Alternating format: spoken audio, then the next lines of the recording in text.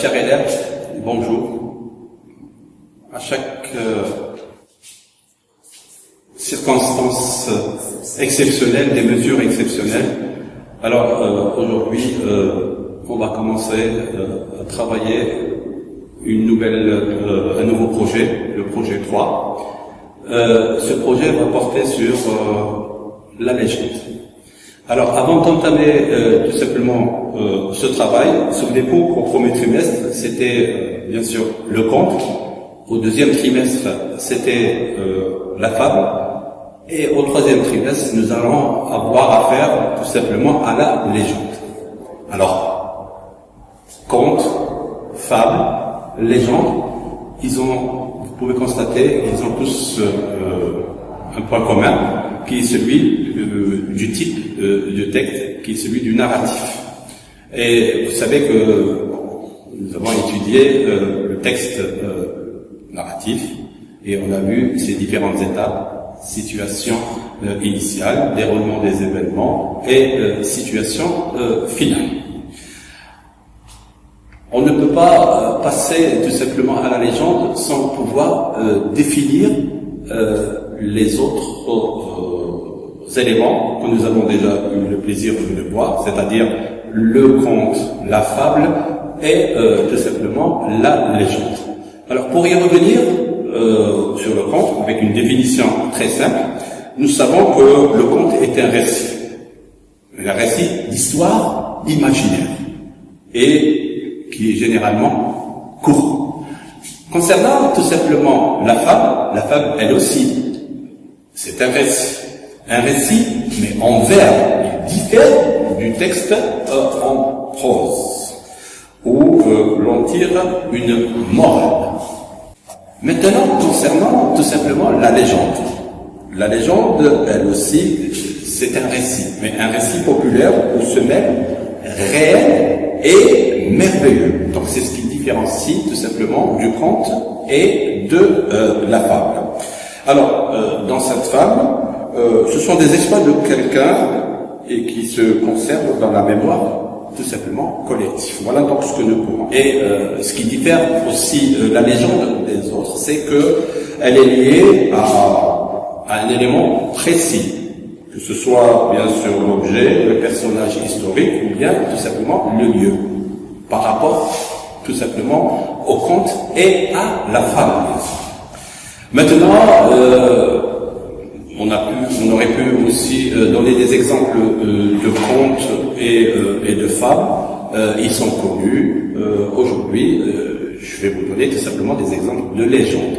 Alors, parmi les légendes que j'ai choisies pour vous, vous avez la légende de Hammam Swadid, vous avez celle de Lunja aux cheveux d'or, vous avez celle de Sidi Flir, la légende de Sarah, ainsi que Aïcha Mousbaï.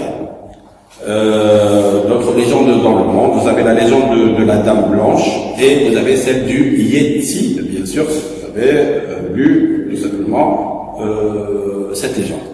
Alors, pour ce qui est des auteurs, j'en ai choisi quelques-uns.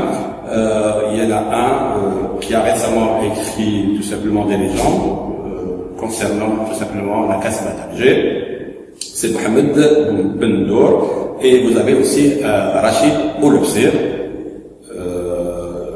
auteur que nous allons rencontrer dans notre prochaine séance de compréhension de l'écrit.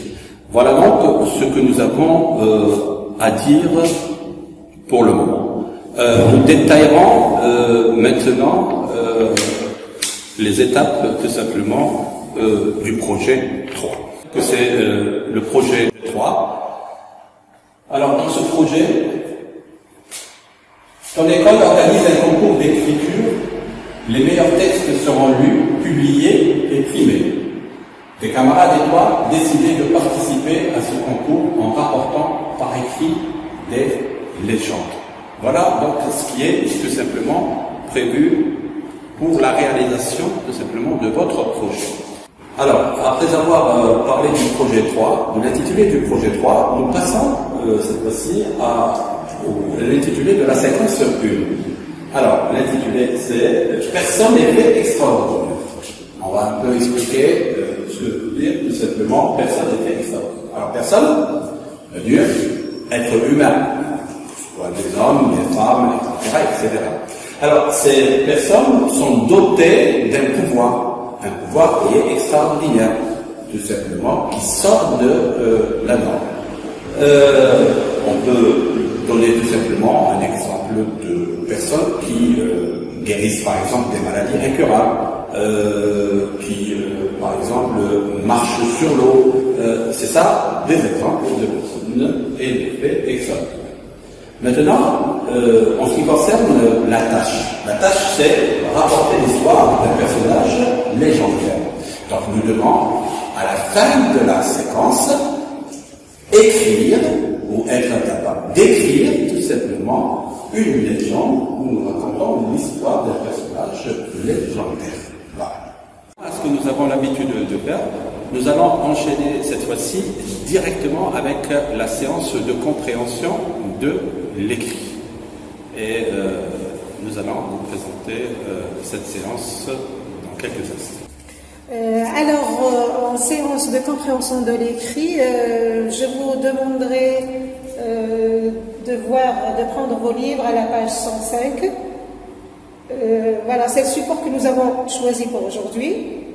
Le texte support est devant vous. On va commencer directement à l'exploiter, et ce, en commençant par l'exploitation du paratexte, c'est-à-dire les éléments périphériques. Donc, ce sera un jeu de questions-réponses concernant les éléments périphériques de ce texte. Quel est le titre de ce texte ?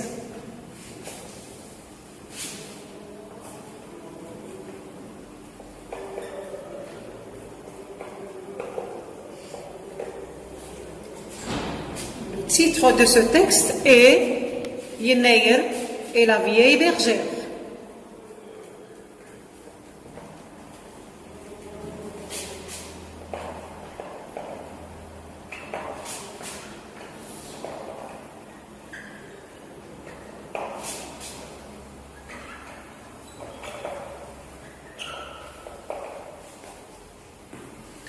Qui a écrit ce texte ?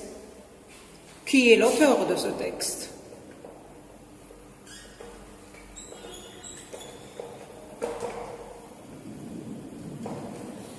L'auteur de ce texte est Rachid Oulebsel.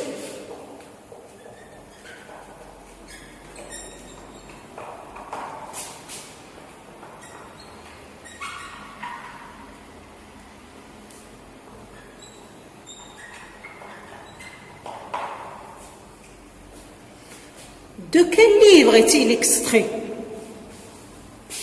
Quelle est la source de ce texte ?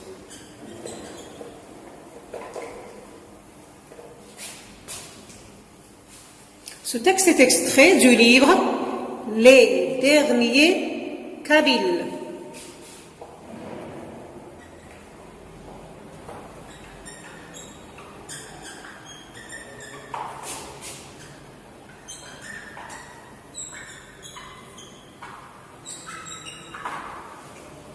Maintenant, on va s'intéresser à l'image qui accompagne ce texte. Que voit-on sur cette image ?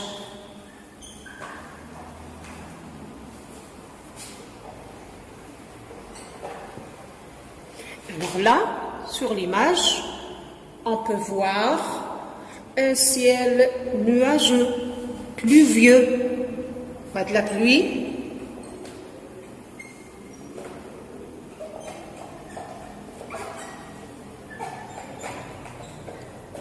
Ça nous fait penser à l'hiver.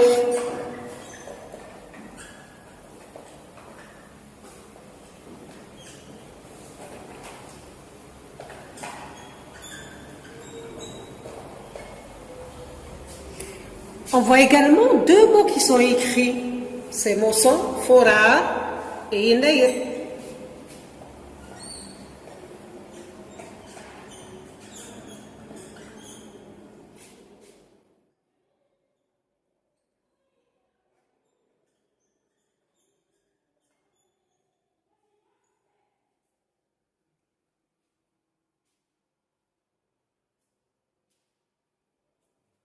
Bien, alors, après exploration de ce texte, après exploration des éléments périphériques de ce texte, à ton avis, de quoi va-t-il parler?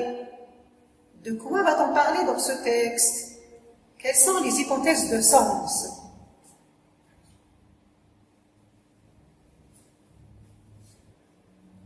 Oui, première hypothèse. Le texte pourrait parler de Yenaya. La première hypothèse, le texte va parler, le texte parle de Yenaya. Ou bien, à cœur de notre hypothèse, le texte pourrait parler de la bergère.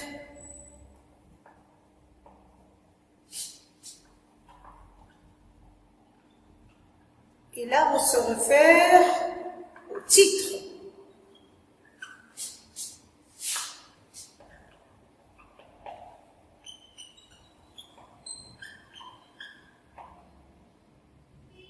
Si on veut exploiter l'image, quelle hypothèse on pourrait émettre?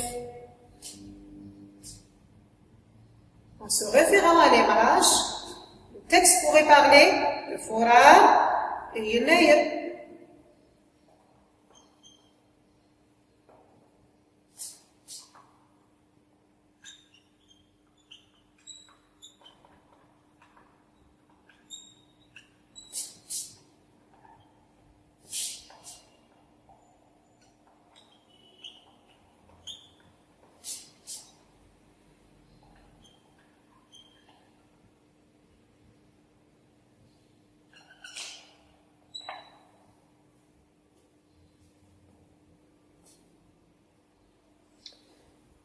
Voilà donc nos trois hypothèses. Pour les confirmer ou les infirmer, on va passer à une lecture magistrale à défaut d'une lecture silencieuse.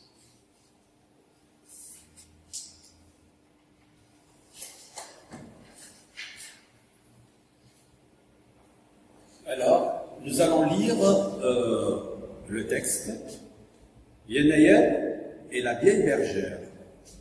Il était une fois, au temps où les animaux et les végétaux parlaient, une vieille bergère qui gardait ses chèvres près d'un immense caroubier. Alors que le jour déclinait, la bergère s'adressa au premier mois de l'année. « Yenaya, te voilà dans ton dernier jour, et tu n'as pas causé un seul frisson. Pas de tempête, pas de gel, pas de neige, pas de froid. » Yenaya, qui entend tout ce qui se dit durant son mois, fut blessé par tant d'ingratitude. Il avait décidé de ne plus souffler le froid pour permettre aux animaux frileux de sortir brouter l'herbe. Alors Yenaya, notre mois de janvier, décida de se venger. Sa trentaine terminée, il alla emprunter un jour à Fora, le mois de février. À l'époque, les mois et les jours s'interpellaient avec des poèmes. « Frère Fora, l'ami des carnassiers, de la trentaine, prête-moi un jour. Une bergère mal élevée m'a manqué de respect. Je m'en vais de ce pas la corriger. Pour ce faire, j'ai besoin d'un jour. » Fora donna gracieusement un jour de sa trentaine à Yenaya. Ainsi, il perdit une journée et se retrouva avec 29 jours. Yenaya en gagna un pour avoir 31 jours.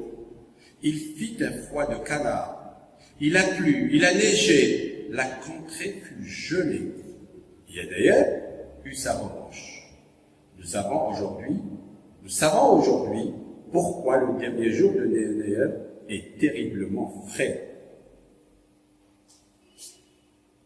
Voilà, pour ce qui est de la lecture du texte. Alors après la lecture du texte, voilà, nous avons retenu deux hypothèses que vous avez là. Et pour une meilleure compréhension du texte, on va passer à l'étape suivante, c'est-à-dire l'exploitation du texte par le biais d'un questionnement. Quels sont les personnages de ce texte? Les personnages de ce texte sont Foura, Yenayel et la bergère.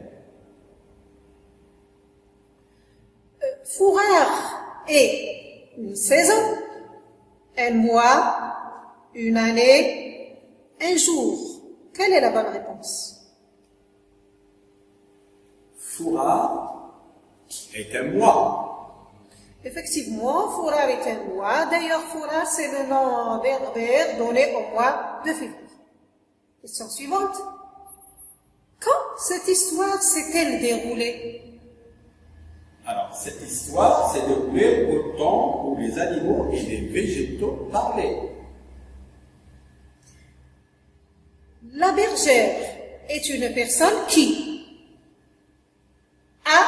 avant les bêtes, 2, garde les bêtes. Quelle est la bonne réponse? Alors, la bonne réponse, c'est la bergère garde les bêtes. Que dit la bergère au mois de Yenayel? La bergère dit au mois de Yenayel, te voilà dans ton dernier jour. Te voilà dans ton dernier jour. Et tu n'as pas causé un seul frisson. Pas de tempête, pas de gel, pas de neige, pas de froid. Yenayel fut blessé. Pourquoi? Yenayel fut blessé à cause, tout simplement, de l'ingratitude des gens.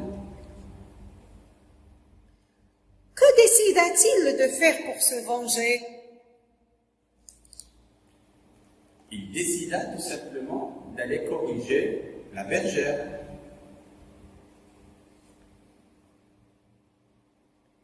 Est-ce que Fourar acceptait de lui prêter un jour? Oui, Foura accepte de prêter un jour à Yenayel. Que fit alors Yenayel ce jour-là? Il est devenu furieux. Il pleut, il neige, il vente, une tempête se déversa sur la terre. Oui. Dans ce texte, le mot de Yenayel est désigné par un autre mot. Lequel? Oui, le mot Yenayel dans le texte est désigné par un autre mot, c'est celui du mois de janvier. Quels sont les temps de conjugaison qui dominent dans ce texte? Les temps dominants dans ce texte sont l'imparfait et le passé simple. Pourquoi? Parce que nous avons affaire à un texte narratif.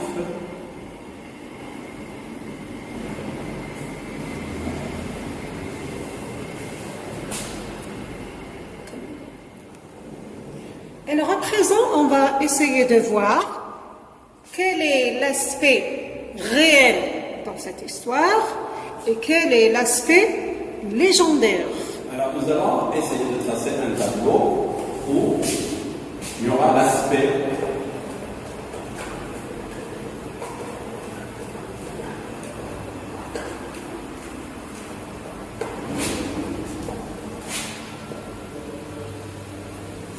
et l'aspect légendaire.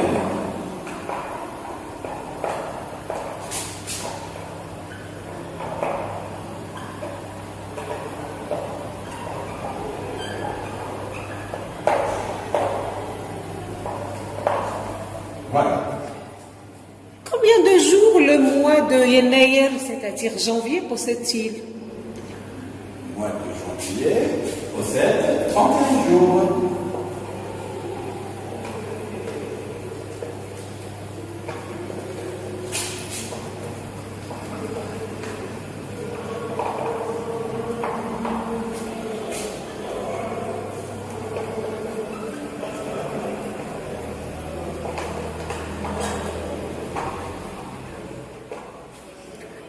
mois de Forar, il a combien de jours? Forar possède 28 ou 29 jours.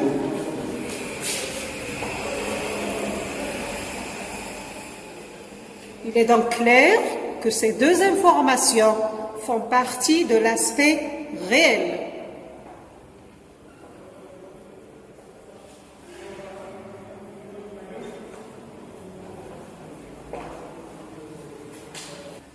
Qu'en est-il de la vengeance de Yenneir? Yenneir, qui est moi, peut-il se venger d'une personne? Non.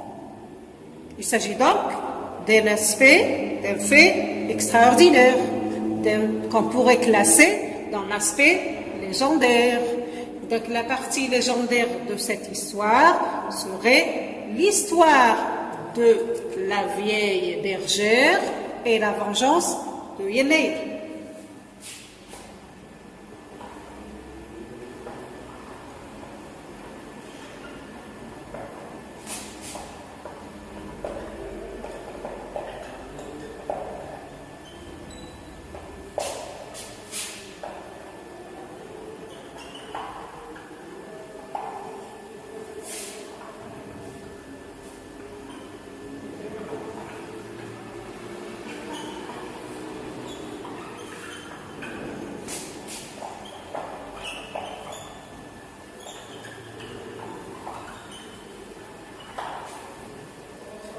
Nous voyons bien donc qu'à travers ce tableau, on confirme ce qu'on disait tout à l'heure lorsqu'on avait défini la légende comme étant un récit où se mêlent réalité et imaginaire. Alors pour terminer cette séance et comme synthèse, voilà un petit travail dont la consigne est la suivante. Complète l'énoncé suivant en te basant sur le texte déjà exploité. Donc nous avons un petit résumé, une petite synthèse, un petit énoncé qu'on vous demande de compléter après avoir exploité et compris le texte. Ce texte est